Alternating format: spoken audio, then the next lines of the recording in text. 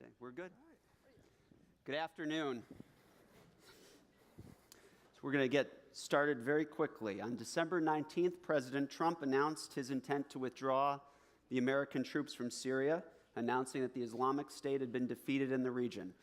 Shortly thereafter, and the same day that Vice President Pence announced that ISIS had been defeated, 19 individuals were killed, to include 4 Americans in an ISIS-related attack, the largest single loss of American life since the counter-ISIS campaign began. Thereafter, a car bomb reportedly targeting Americans. Yesterday, Senate Majority Leader Mitch McConnell noted that al-Qaeda, ISIS, and their affiliates in Syria and Afghanistan continue to pose a serious threat to us here at home. This morning, the President tweeted that the intelligence agencies of our country were naive in their assessment of ISIS as a continuing threat to our country. Where are we at with the war on terror? Does ISIS remain a threat? Al-Qaeda's growth? What's the assessment? You don't want to hear me. We want to hear your view from Tel Aviv. That's the easiest question. So first, thank you, and Jamie Kabbalar, where is he? Oh, great. So thank you for your introduction. Thanks a lot and for the invite. I have just one remark on the president tweet from this morning. You know, I know nothing about American politics, but I'll use something from Israeli politics. A country where the generals, where the heads of the intelligence community, and I'm talking about Israel, not about the United States, are the mature grown-ups, are the people, usually in a regular scenario, the generals are the trigger-happy, the politicians need to restrain them. In Israel, it's the other way around. A country where you need the generals and the heads of the intelligence community to be the ones keeping democracy, keeping the values, being honest, candid, transparent, and making sure that the politicians would not do anything stupid, is a country with some difficulties, with some problems. And I think that could be some sort of a comment to what the president tweeted this morning. And again, I'm talking about Israel, not about the United States.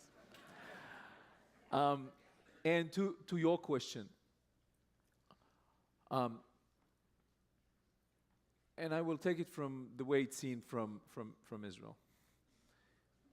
Al-Qaeda, the Islamic State, is or was stationed on Israel's northern border. But it was not seen as an immediate threat because the world aligned and united in order to defeat it. And in a way, it was much a bigger threat to Europe than to Israel. ISIS and Al-Qaeda in its time did not try to infiltrate Israel.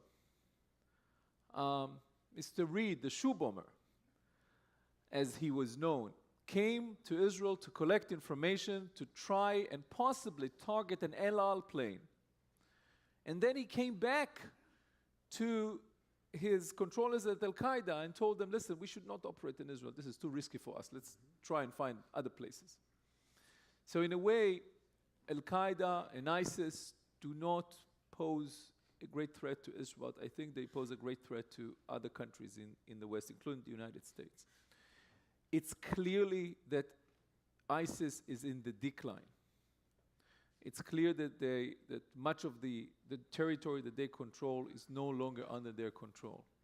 Whether the alternative is better, meaning Iranian involvement in the area, in Iranian insurgency, this belongs to another question. But I think that the threat to European countries from the volunteers coming back from the region, from the Middle East, much better trained, to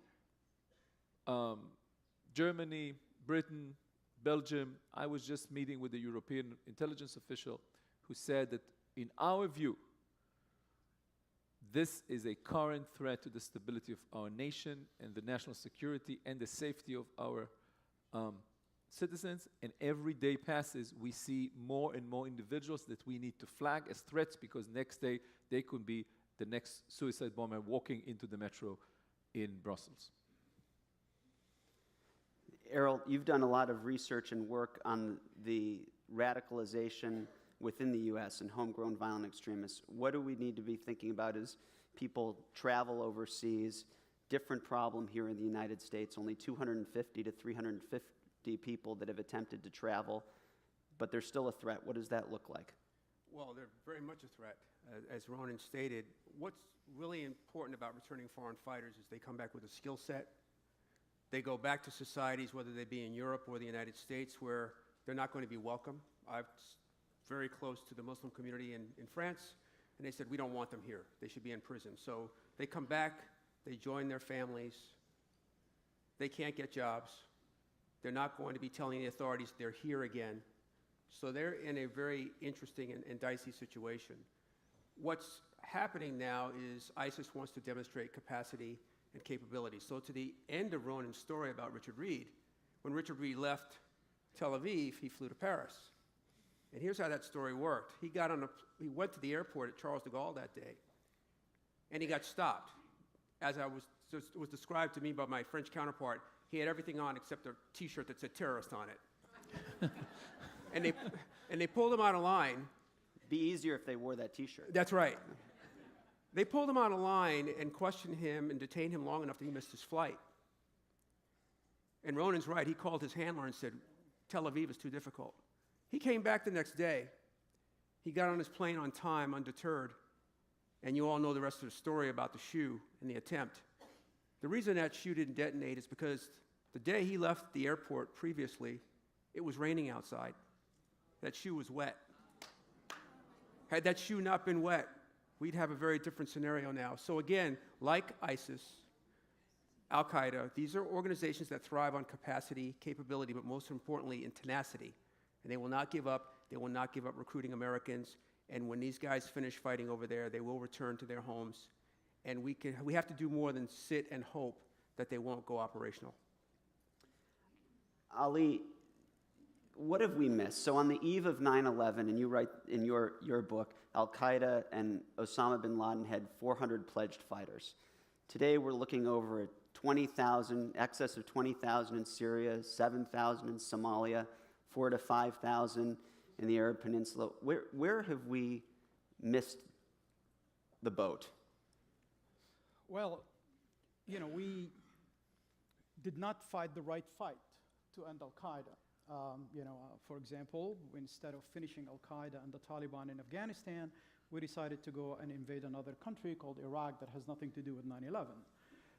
That created a lot of sympathy for Al-Qaeda. Al-Qaeda was really a dying breed after 9/11, and that gave them, the recruits, and that gave them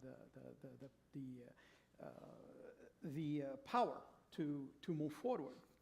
But I just want to go with your first question, and I want to talk about it from the United States position, not our friends in Israel. Look, the President of the United States have this dangerous habit to always attack the intelligence community. We have people every day, they put their life on the line to get us the right intelligence of what's happening. We have CIA officers who died in the line of duty, and we don't know anything about them except a star in the lobby of Langley. We have people who work day and night, engineers, satellite operators, translators, undercover agents, to get us the intelligence that we need to make sound decisions. You heard the assessment yesterday from the heads of all the intelligence community in the United States, CIA, FBI, NSA, DNI, you name it. All of them said ISIS is still a threat. North Korea is lying to us. Iran is not that much of a threat. And guess what? Everything the President of the United States is saying basically is not true. The President of the United States, now this is an assessment of the people in the field. The President of the United States, instead of saying okay, let's go back to the drawing board and represent the US in a good way. He said, those guys are naive, weak, and they need to go back to school. Mr. President, the Trump University is out of business.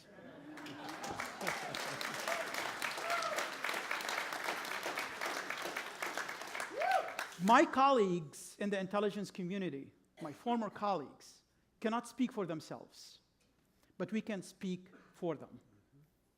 We're not going to allow this genius geostrategist, move Kissinger, we have a Trump in town now, to decide what's best for the American people. We had that problem in Iraq, we had that problem with 9/11, and we're not going to allow this problem to happen again. And if they cannot speak for themselves, I lived through 9/11, I will be so happy with so many people to speak on their behalf. This is, my friend, from the US perspective. Certain things seem a bit, Yogi Berra said, it's deja vu all over again.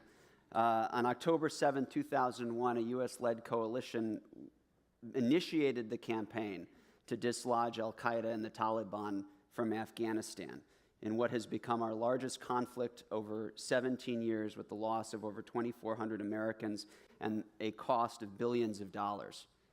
We're now sitting down in Doha speaking with the Taliban about a peace-sharing agreement that would see them back in power. Are we in the same place that we were?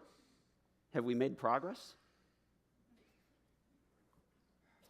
Well, you know, with the Taliban, look, I am all about bringing the troops back. We have been there for so many years. We gave up on any diplomatic or political engagement to solve the situation in Afghanistan. The easiest thing for the intellectual laziness of Washington is to give that project to our troops, because we have the best troops in the world, and there is no mission that they cannot accomplish. But it's not our military's job to negotiate, to have diplomatic agreements, to have a geopolitical strategy to solve the situation in Afghanistan. What's happening today, I think, is not what needs to be done. It's not just us talking to the Taliban and say, guess what, in 6 months we're out of here, you figure it out with the government over there, you know, have some sharing agreement on how to govern Afghanistan. We could have done that on the eve of 9/11. I remember after the East Africa embassy bombing, we were discussing with the Pakistanis and others that they need to give us the people who were involved in the East Africa embassy bombing. After the USS Cole even, you need to give up al-Qaeda. And then they said, they made a promise that they will never allow anybody to attack American interests from Afghanistan. Tell that to the 3,000 Americans who were murdered on 9/11. They made that a promise. Now they are repeating the promise again. You want to solve Afghanistan, you have to include Pakistan, you have to include India, you have to include China, Russia, and Iran, because each one of these countries have interests. Unfortunately, we're fighting with all of them. You know, with all due respect, it's a shit show what's happening between the president and Pakistan. Then we have Iran, and then we have the intelligence community telling us that the Russians and the Chinese haven't been working as closely together since the 50s. So just negotiating with the office of the Taliban in Doha is not going to be the victory that we deserve after everything that we've done in Afghanistan. That is my own perspective about that. But imagine if you heard that there is negotiation, that we will leave after 6 months under the Obama administration. So many people, specific TV networks, they will be calling it treasonous. Unfortunately, we're focusing on a tweet, not on the reality on the ground of what's happening in places like Syria and Afghanistan. And by the way, al-Qaeda continue to work very closely with the Taliban in Afghanistan. And al-Qaeda leadership in northern Pakistan, protected by the Taliban and the Haqqani network, that is part of the Taliban in Afghanistan. So just keep that in mind when you hear about this great diplomatic initiatives that's going on to bring peace to Afghanistan. We need to bring our troops home. Yes, we need to do it right. And doing it right means a diplomatic initiative that includes all the countries that I mentioned, not only negotiating with a couple of guys from the Taliban movement. Ronan, this morning in Ali's talk, he mentioned the jihadist handbook, the management of savagery, the Al-Qaeda's playbook. And stage one of their playbook is to work to create chaos in regions and then seek to fill the vacuum. You note in your book that Israel has committed more assassinations than any other country since World War II, and it has no doubt achieved some great tactical success in that. And you go in that from Iranian scientists to Nazi scientists, Hamas leadership. In the war of terror in our own country, we've removed any number of terrorists as well, but I can't help but wonder, are we not just creating vacuums that others fill, often with unintended consequences in our targeted assassinations? Well, history does not repeat itself, and it's you can compare one incident to another to a certain extent, but it's not whatever Israel has done is not what the U.S. has done. I think that taking the use of American... So you take it from the Israeli perspective. The Israeli perspective shows that in certain points, in certain time frame, when target assassination was used as a part of an overall strategy, not as a one-time, not in order to satisfy the local constituency at home, showing that we do something. If it's done systematically, day after day, in order not to let the enemy raise its head, then there are few very clear examples where targeted killings has been able to stop terrorism, at least for a time. But of course, Israel was able to, while using the most extensive campaign of targeted killings ever launched in history between 2001 and 2002, this was in reaction to a horrific wave of suicide bombers that Hamas and Palestinian Islamic Jihad sent against Israelis, what was later called the Second Intifada. The only thing that stopped them from coming, the suicide bombers, was targeted killings. Now, they did not kill the bombers. The Hamas boasted that they have more volunteers than suicide belts. And it was true. Now, how do you threaten someone who is willing to sacrifice himself, who is wearing a suicide belt with a switch off and on, doesn't need any training? He goes aboard a bus or go into a shopping mall or a kindergarten and switch the knob from off to on and explode. So you threaten to kill him. He's willing to sacrifice himself anyway. But it turns out that when you target the layer above these people, so the communicators, the shoe bombers, the indoctrinators, the recruiters, the communicators, the regional commanders, the political levels, these people who have no problems with sending other people to their death, once the price tag is attached to their lives, they say, well, I'll die, but maybe another day. So this is a clear understanding. And once Israel started to kill all these people, it took 3 years. But after killing them, or killing parts of their leaders and much of the upper echelon of the commanders, the field commanders, Hamas, I would say, on their knees, begged for a ceasefire with Egyptian mediation, begged for a ceasefire with Israel. And it proved that even such a jihadist organization, it was like the jihadist version of Games of Thrones. Well, having no boundaries, no political correctness, they do what they want, they seem to be unstoppable. But once facing with the same destiny as they wanted to have for their own people and Israel, they stopped. Saying all that doesn't say that Hamas' problem is solved. Hamas is controlling a state in Gaza, and today is much, much stronger. As ISIS is much stronger than Al-Qaeda, Hamas today is much stronger than it was 10 years ago.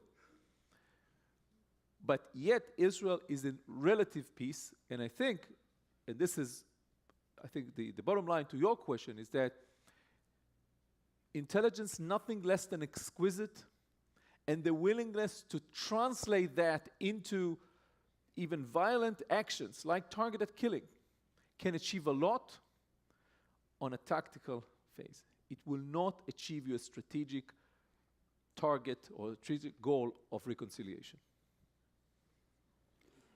Errol, how does that square domestically? We have a much different situation, but we have to address the issue, which is confronting tactical success versus strategic success.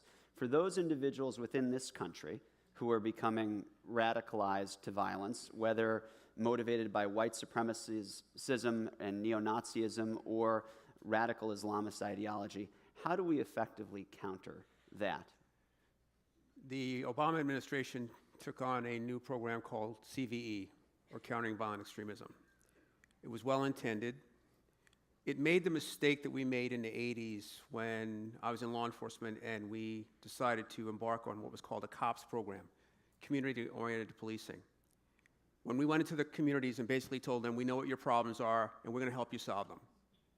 We didn't listen. We didn't ask them how they felt. We didn't understand what was going on. We had no real understanding of the landscape. We made the same mistakes with the CVE program in the United States that they made with a similar program in the UK called Prevent. And so as a result, we marginalized and alienated the community that we needed to support us in helping to reduce the risk of recruitment to radicalization. I just finished last week a second study in Minneapolis. I've been there for 5 years. And for those of you who don't know, the largest number of Americans that have left to fight for ISIS are from Minneapolis. They're Somali American. Wow. And in 2008, 2009, they left here to fight for al-Shabaab in Somalia. Well, they're Somali. That makes sense. In 2013 and 14, they left Minneapolis to fight for Syria. ISIS had totally co-opted their strategy and their method of recruitment. And I am happy to report now that as a result of the community taking responsibility, becoming business owners, educators, politicians, athletes, that pipeline to Turkey and then to Syria has pretty much been turned off. However, when I talk to them, they say, you don't understand. You're so focused on this whole jihadist threat. What about the people who are victimizing us? We do have a threat to our national security, the same threat they have in Great Britain and France and Germany, and it's their own homegrown individuals who are there already, not coming across a border, not flying in, not being trained abroad, who are going operational. The ADL tracks hate crimes. It's now got the largest number it's had since they've tracked it since the 70s. We have a real definitional problem internationally and domestically. Internationally, and we talk about this in Herzliya, Ronan, when I'm there teaching, we can't agree on what terrorism means in terms of a definition. If you want to be more challenged when this session is over, go online and look up all the United States agencies that are responsible for counterterrorism. There's not 2 agencies that share the same definition. Then you have hate crimes, which are bias-motivated crimes. So there's a big difference in America. If I go out and kill someone and yell Allahu Akbar and yell Heil Hitler, I'll be treated very differently in court. If it's a hate crime, I may still get life, but I won't be called a terrorist. If it's deemed terrorism, I may still get life. It's a lot more vindictive. Timothy McVeigh was not prosecuted for terrorism. He was prosecuted for using a weapon of mass destruction against a government building and 168 counts of murder. Nadal Hassan at Fort Hood was not prosecuted for terrorism. He was prosecuted for domestic violence. Dylan Roof was not prosecuted for terrorism in South Carolina. He's prosecuted for a hate crime. So when we see things happening now in the country, and I'm talking now, speaking for the communities that I deal with that are supposedly going to benefit from these programs, they say, how is it that I can do something here and go to prison for life, but someone bombs a mosque and gets probation? That's problematic. So until the government gets on board with really understanding how to engage communities, and how do you engage communities? You let them drive the car. We aren't very good at that. We've got to have a much more comprehensive, soft power approach to this if we really want them to engage in what we're doing.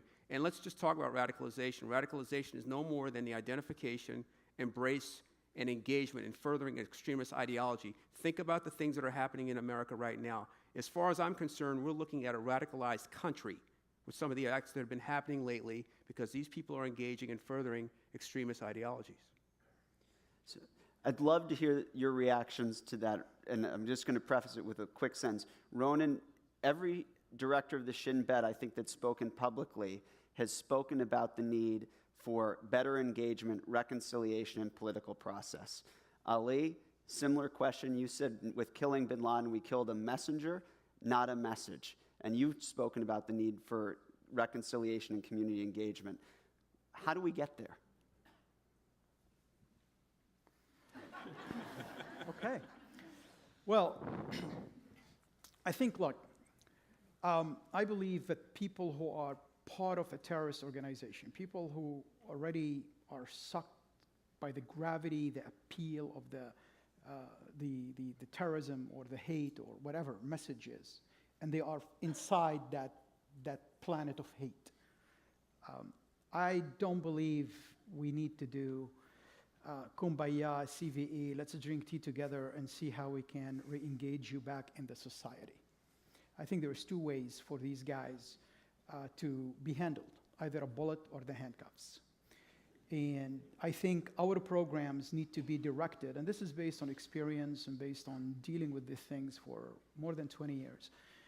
We need to direct our programs, our CVE programs, our community engagement programs to be more preventive. That means prevent people to be sucked into that orbit of hate. When you're in, and there were a lot of studies that were done, the FARC, Hamas, Hezbollah, you name it. When you're in, you're focusing on the operation, you're focusing on doing what you need to do and staying alive and not going to jail, and you're not going to be listening to any argument that has some critical thinking that's going to wake you up. Now, maybe when you're in jail, you can think about it. And those people who think about it and decide that, oh my God, what the heck was I doing? That's fine. We can use them as formers in order to prevent others from going in. But let's not waste our money, our efforts, our strategy in trying to reach out to people inside ISIS or inside Al-Qaeda or inside the white supremacist movement who are ready to go and kill people and tell them, hey, please, let's figure out a way to live together. This is not going to work. I mean, I agree with what my friend is talking about here with the white supremacist threat in the United States. In the last 10 years, 78% of all terrorism-related death happened because of ultra-right groups and white supremacists. 23% Islamic extremists. Now, whose fault that most of you don't know that? The media, absolutely, it's part of it. They go with what's appealing. This is why we're here in the first place. Trump is a symptom of the culture that we already have. 78%. Last year, 73% of all terrorism-related death by the same group. 50 people were killed by the same group. We don't have a policy. We don't have political courage to stand up for that. We don't have resources that's directed to deal with this threat. And people just don't want to talk about it. In Congress, they don't feel comfortable talking about it. Remember, there's good people on both sides.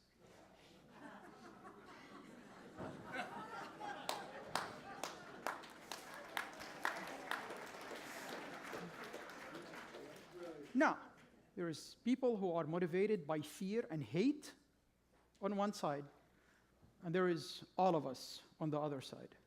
People who go down and scream in the streets of Charlottesville that Jews will not take our jobs.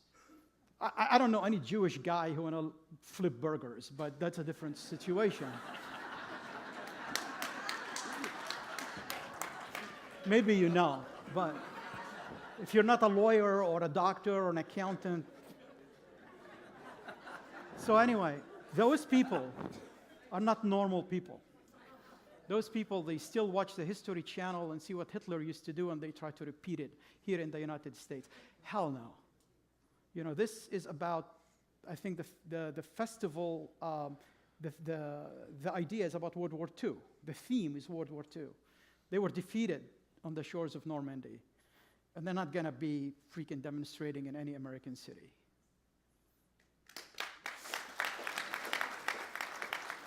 They're not.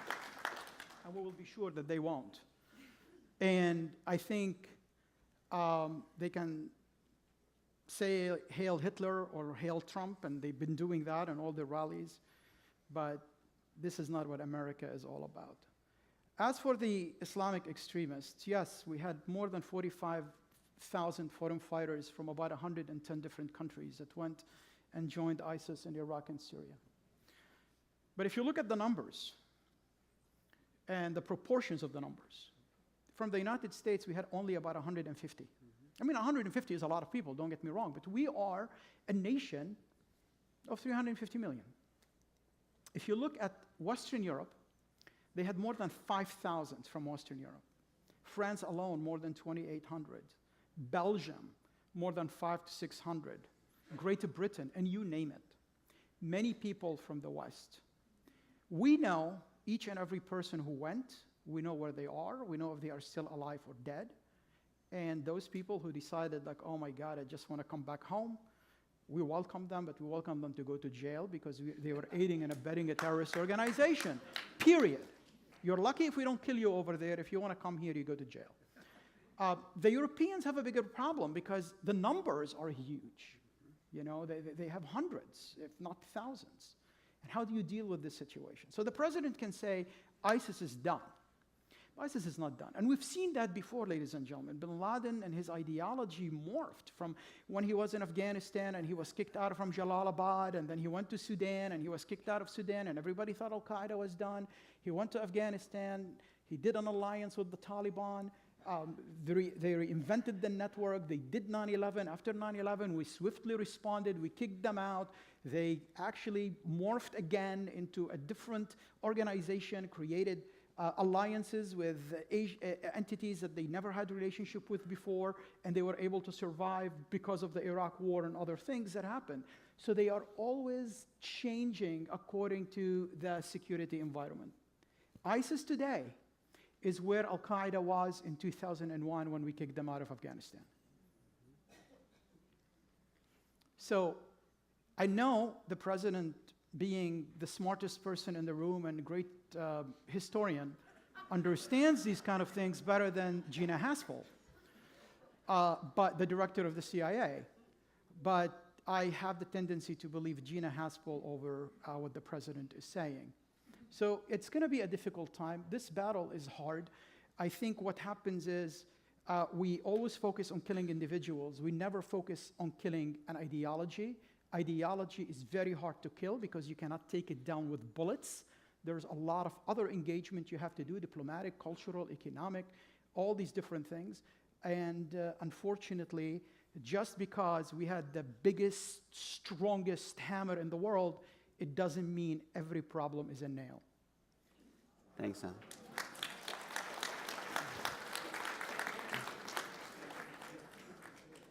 Ronan, I'm going to give you an opportunity to respond to that, or I'm going to give you a different question. You write in your book that it's very hard to predict how history will proceed after someone is shot in the head. I'm wondering if you think through your book, if you have any of the stories that you'd like to share where Israeli intelligence and the political leadership came back and rethought one of the targeted assassinations and said, probably would have been better if we held off on that one. Right. Yeah, but there are quite a few. Usually, Israelis were very hesitant when killing leaders. It turns out that when you kill a leader, usually history would change its course.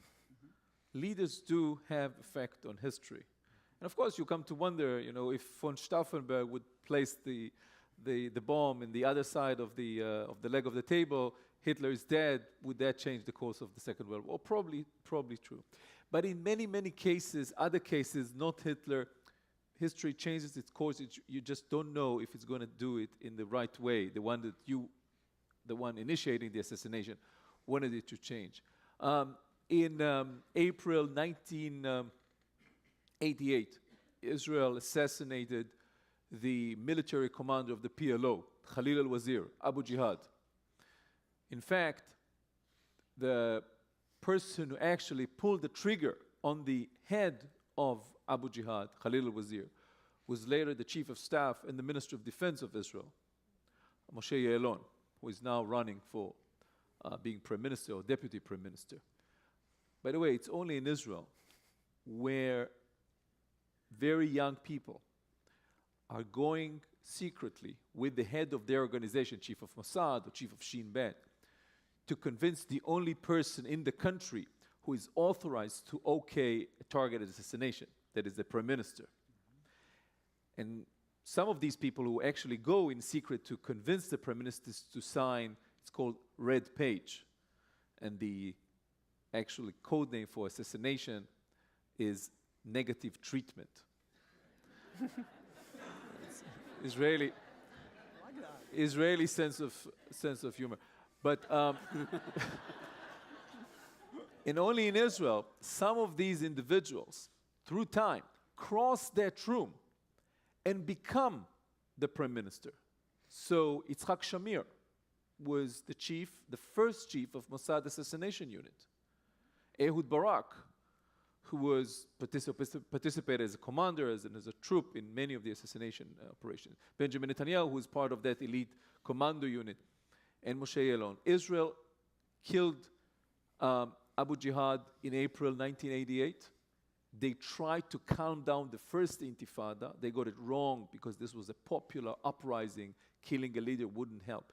But in retrospect, many of the people who actually participated in that operation say we lack his leadership today. His charismatic leadership, we lack him today. He could have fight Hamas better than anyone else. This is one. And the second, I mentioned before the targeted assassination campaign to destroy the wave of suicide bombers. At the tip of that was killing Sheikh Ahmed Yassin, the founder and the spiritual compass of Hamas. Killing him helped a lot in fighting Hamas. But also, and this is something the Israelis did not assess properly before doing that, it took the last stone that prevented Iran from taking over Hamas. Sheikh Yassin, a Sunni, objected any kind of Iranian attempt to fund and help him. He said, no, thank you. You know, he hated these Shia guys.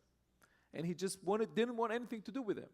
Once he's out, his lieutenants, in his absence, took everything they could from Iran, funding, training, and the Hamas became something much more powerful than ever the Sheikh Yassin could have dreamed that it could have. So, in retrospect, there are few very clear instances when Israelis regret taking someone's life.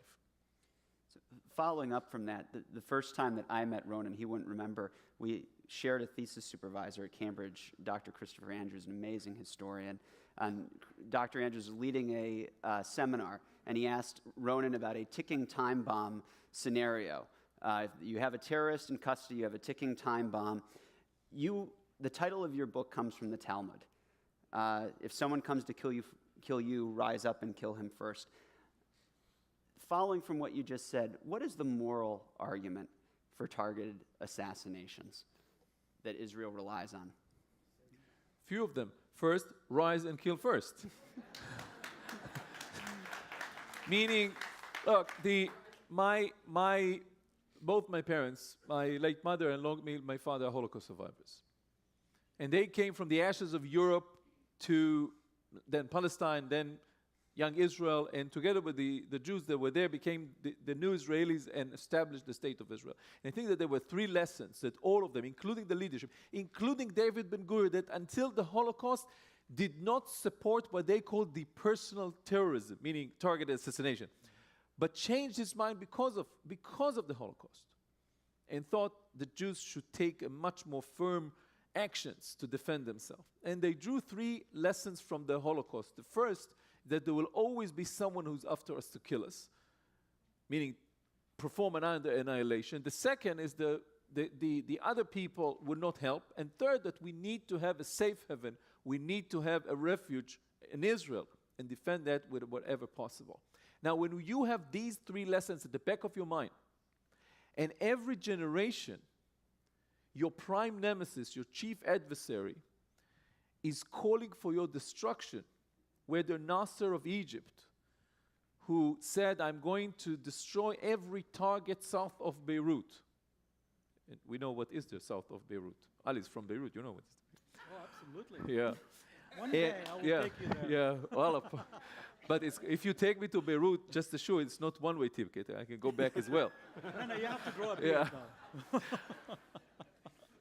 I think that at the same time we're sitting here, there's another session about the scientists of Hitler. So these scientists produce surface-to-surface long-range ballistic missiles for Egypt, with which Egypt wanted to destroy Israel. So whether it was Nasser or Yasser Arafat, who wrote in the Palestinian Covenant that every Jew that came to Israel after 1917 and their descendants, meaning all the Jews, should be expelled, or Saddam Hussein of Iraq, who said that I'm going to burn down half of Israel, Ahmadinejad from Iran, who said we must destroy the Zionist entity. When you have in the back of your mind the lessons of the Holocaust, and in present, your adversaries are calling for your destruction and are doing whatever they can to deliver annihilation, you are left with one conclusion, one lesson. Rise and kill first. A prescient lesson, perhaps, on the heels of the worst attack in the Jewish community here in the United States in Pittsburgh. When we have just a few minutes left, I want to turn to something more personal about each of your works. Ronan, in your book, you reference how the Mossad intentionally was interested in disrupting your research. I think the former head of IDF chief of staff mentioned that your book was aggravated espionage or something to that effect. Ali, your book, Black Banner, the first book, remains blacked out and redacted at certain points because of an unprecedented effort by the CIA to keep parts contained. And Errol, in your book, you talk about the DHS report about white supremacism and neo-Nazis, which was pulled back by DHS after opposition of Congress.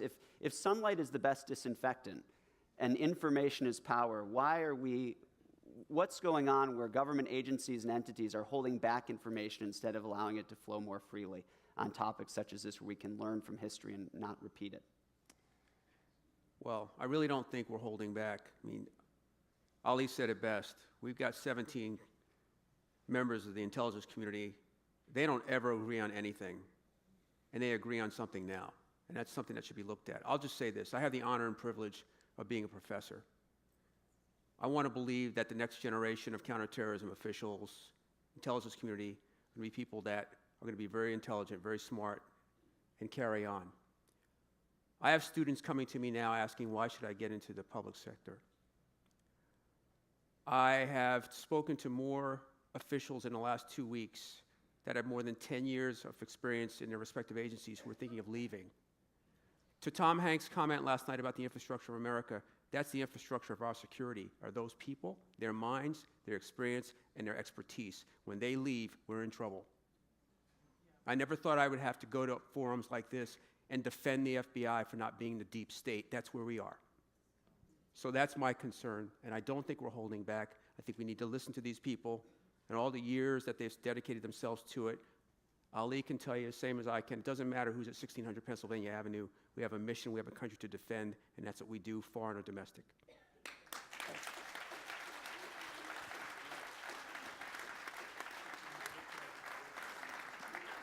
Ronan, and then we'll end with Ali. You've got 20 seconds each. Right. The Israeli intelligence community is doing remarkable things, and it keeps Israel safe and Israeli citizens safe. It saves a lot of lives every day. However, it's so centralized to everything that is happening in Israel. On one hand, there's no single event, there's no single development of history that is happening without the participation of the intelligence community. That's on one hand. On the other, very, very little oversight, institutional oversight, professional institutional oversight over these highly powerful entities and organizations. And the vacuum And this is the main reason why I wrote Rise and Kill First. The vacuum is for us, the journalist and historian, to fill. We need to come, it's our sacred oath to come and be the ones, because there's no one else, who make sure that these remarkable people, daring, brave, courageous, really, and I'm not being cynical, but they are doing whatever they can, but also whatever they are permitted to do, because Israel, at the end of the day, is a democracy, and we need to keep it. Because after all saying, we know we have technology, startup nation, we have unbelievable capabilities, but our greatest and most secretive strength as Israelis is our democracy. We need to keep it safe. Ali, last thought? 0. Okay. Well, I Jamie support. hasn't told me that I have to stop, so. I support everything my two esteemed colleagues said. And, you know, every time we were on the front lines and, you know, putting our life on the line for this beautiful country, we knew that it is the greatest country on earth. We're not perfect, but the greatest thing about America that we always strive to make it more perfect. America is great. I believe the intelligence community and our law enforcement and our military and so many regular citizens, hardworking citizens, people like you, will be sure that America will continue to be great and we shall overcome. Thank you. Please join me in thanking these great panelists. Thank you.